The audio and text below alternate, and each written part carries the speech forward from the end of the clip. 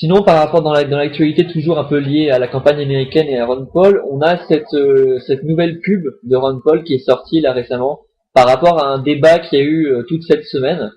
Donc avant de pour introduire un peu ce sujet-là, je vais vous montrer la vidéo qui a déclenché ce débat et on va en parler tout de suite après. Good morning, sir. It's fair to say that John McCain was considerably a more moderate candidate than the ones that Governor Romney faces now. Is there a concern that the pressure from Santorum and Gingrich might force the governor to tack so far to the right it would hurt him with moderate voters in the general election? Well, I think you hit a reset button for the fall campaign. Everything changes. It's almost like an Etch-a-Sketch. You can kind of shake it up and we start all over again. Voilà, donc je sais pas si vous avez bien compris la vidéo. L'intervieweur demande à un cadre de l'équipe de campagne de Romney, Santorum et Gingrich sont quand même beaucoup plus très à droite. Est-ce que vous avez peur que Romney ait à avoir une dérive droitière qui gênerait sa base militante du centre, etc. Et le cadre de Romney lui répond non, c'est pas un souci, il y a comme un reset button où j'appuie et je peux changer le discours et on peut dire tout et son inverse d'un moment à l'autre. Aujourd'hui je dis ça, mais en novembre je pourrais dire quasiment l'inverse. C'est quand même un aveu assez comique et honnête dans un sens, puisque c'est quand même triste mais vrai à quel point Romney c'est un flip-flopper, il change constamment de position. Et ça a fait le gros débat de la semaine.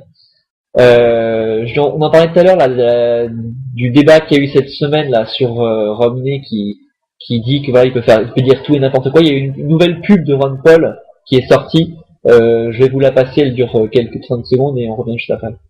It's almost like an Etch-a-Sketch. You can shake it up and we start all over again. This is an Etch-a-Sketch. An Etch-a-Sketch. How many of you ever used an Etch-a-Sketch? How's your etching and sketching? You shake it up like an Etch-a-Sketch. Shake like an Etch-a-Sketch. Where's my Etch-a-Sketch at? Do you have an Etch-a-Sketch? We're talking about big things here, folks.